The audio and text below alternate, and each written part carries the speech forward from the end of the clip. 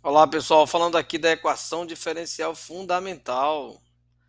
Então você tem aqui a definição, dada uma função f contínua, é contínua, então a gente pode encontrar as derivadas no intervalo i contido na função f, né,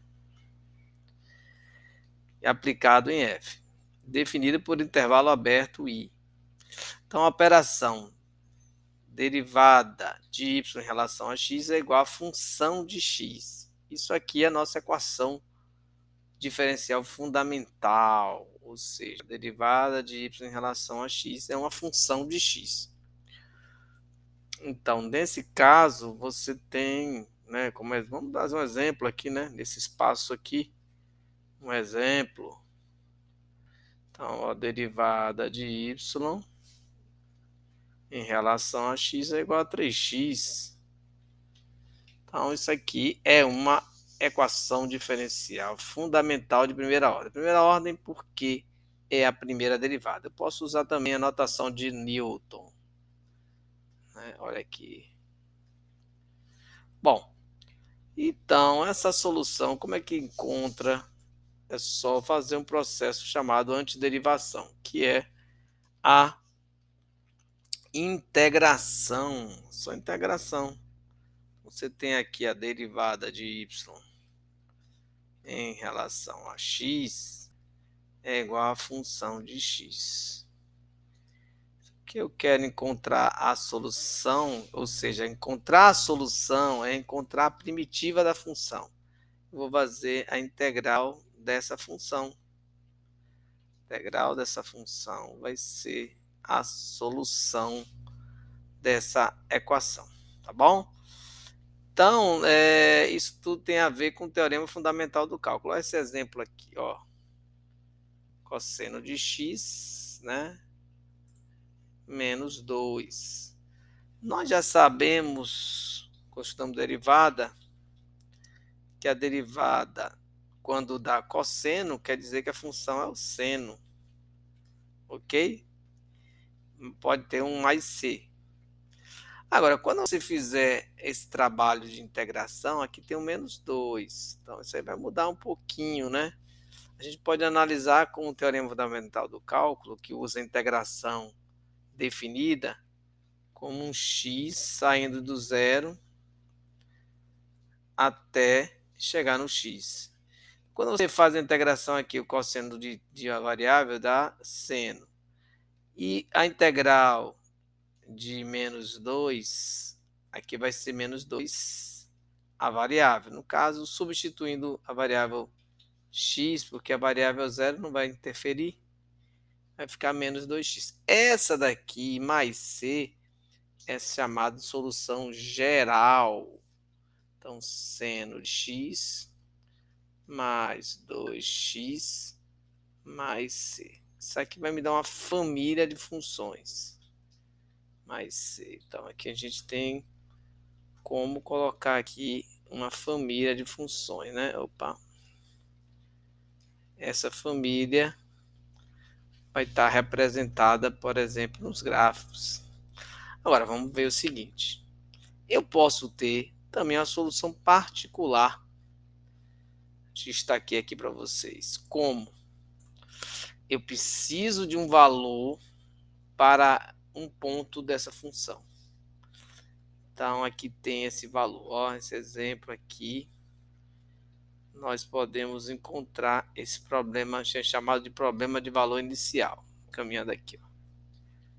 O problema de valor inicial, você tem um dado inicial para x e y. Então, olha aqui. Nós temos essa equação diferencial, né? Tá? Ela é do tipo fundamental. Observem aqui, ó. Ela tem essa estrutura que nós vimos há pouco, né? Você tem a derivada de y em relação a x e você tem a função de x. Então, tá aqui a função de x. Então, só que aqui foi me dado um ponto, ó, Para x0, essa solução vai ser menos 1. E o intervalo aberto que nós vamos trabalhar de menos 3 a infinito. Porque podem haver mais de soluções, né? Então, vamos buscar uma solução particular. Solução geral, depois a particular, certo? A solução geral foi essa daqui, ó. Você pode usar um processo de integração e encontrá-la, ó. Essa é a solução geral. Quando você faz a integração, vai ser e elevado a x menos x ao cubo mais c. Olha aqui, dessa função. O c indica que é uma solução geral. Então, eu preciso encontrar agora a solução particular, que é o quê? Substituir na solução geral os valores das coordenadas que eu tenho. Para x0, eu tenho y1. Então, quando eu substituo na solução geral, o c vai ficar isolado. Então, achei o c. Achei o c, logo eu tenho a chamada solução particular, que no caso aqui só vai complementar a solução geral. Vou tirar o c e colocar menos 2. Essa solução é particular porque ela vale só para esse ponto, 0 e 1. Se eu tivesse um ponto diferente, teríamos uma solução diferente. Então, acabamos de ver equação diferencial fundamental e a solução particular, que é vinda de um problema de valor inicial. Em geral, a gente escreve dessa forma a equação, tá vendo?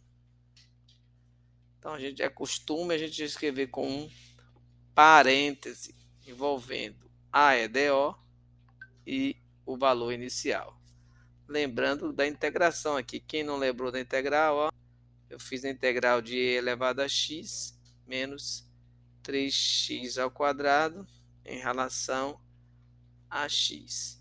A integral de e elevado a x é ela mesma.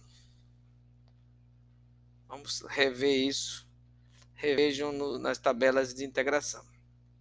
A integral de 3x ao quadrado, o 3 é uma constante, sai. Vou somar ao expoente 1 e esse expoente todo vem para o denominador. Então, a gente tem o quê? Esse expoente aqui vem todo numérico, né? Então, aqui, ó, você vai colocar 2 mais 1. Vou botar aqui 3 logo, né? Para não perder tempo. Aí aparece o C. Essa foi a solução geral, como nós falamos. Só que dá para cancelar aqui o 3x, né? Olha aqui. Ficar só x ao cubo. Essa é a solução geral. Cancelar só o 3, viu, pessoal? Aí eu vou substituir no lugar de x e de y esses valores. Então, x deu menos 1. Melhor dizendo, y deu menos 1 e x deu 0. Quando a gente faz isso, a gente encontra o valor de c, que no caso aqui foi quem? Aqui deu menos 1 igual a 1 mais c. Então, quando você vai levar esse menos 1 para o segundo membro, ele vai ser igual a menos 2. Então, é só colocar aqui menos 2 como c. Então, a solução particular vai ficar e elevado a x menos x ao cubo menos 2. Tá bom? É isso aí, pessoal.